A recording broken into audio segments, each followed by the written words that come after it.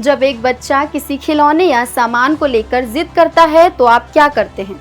उसको वो चीज दिला देते हैं, ये सोचकर कि इससे वो बच्चा शांत हो जाएगा। लेकिन होता क्या है कि वो बच्चा दिन पर दिन और जिद्दी होता चला जाता है। और ऐसा ही कुछ हमें देखने को मिलता है दूसरे विश्व युद्ध में।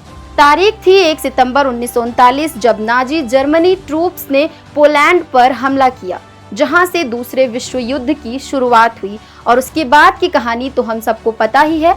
लेकिन इस युद्ध की शुरुआत से कुछ महीने पहले एक समझौता साइन हुआ, जिसका नाम था म्यूनिख समझौता, और इसका उद्देश्य था शांति कायम रखना। लेकिन हुआ इसका उल्टा, क्योंकि इसी समझौते ने एक बड़ा रोल प्ले किया दूसरे विश्व युद्ध की शुरुआत करने में। दरअसल जब दूसरे विश्व युद्ध का खतरा मंडराने लगा तो इसे टालने के लिए कुछ देशों ने मिलकर 29-30 सितंबर 1938 को म्यूनिख समझौता साइन किया। ये एक ऐसा समझौता था जिसमें कुछ बड़े देश ये सोच रहे थे कि अगर वे एक छोटे देश का एक हिस्सा जर्मनी को दे देंगे तो हिटलर खुश हो जाएगा और युद्ध नहीं करेगा। लेकिन हिटलर ने इस समझौते के बाद भी अपनी बात नहीं मानी और युद्ध शुरू कर दिया।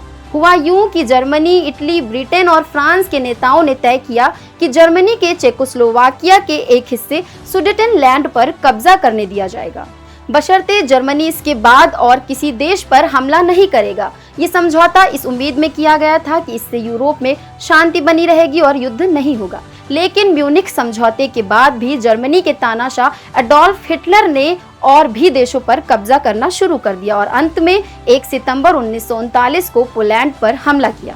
इस हमले के बाद ही दूसरा विश्व युद्ध शुरू हुआ।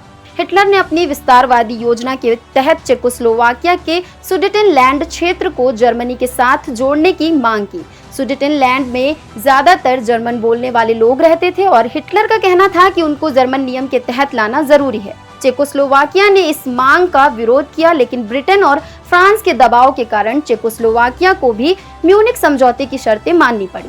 चेकोस्लोवाकिया के राष्ट्रपति जान मसारिक और प्रधानमंत्री जान सिरोवी ने इस निर्णय को अबैंडन कहकर आलोचना की। उनके लिए ये एक दर्दनाक समझौता था। वहीं ग्रेट ब्रिटेन के प्रधानमंत्री नेविल चैम्बरलेन ने इस समझौते को पीस विद हॉनर कहकर प्रशंसा की।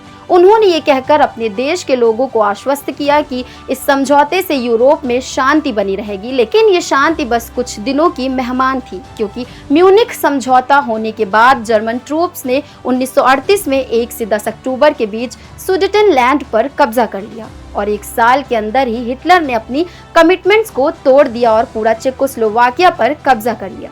म्यूनिख समझौते की विफलता से हमें ये समझ आता है कि डिप्लोमेटिक समझौते कभी भी बड़े खतरे को जन्म दे सकते हैं। तो दोस्तों, ये थी आज की वीडियो म्यूनिख समझौते के बारे में। अगर आपको ये वीडियो इन्फॉर्मेटिव लगी हो तो इसे लाइक करें, शेयर करना ना भूलें। मिलते हैं नेक्स्ट वीडियो में, तब तक के लिए अपना ख्याल रखें और खुश रहिए। धन्यवाद।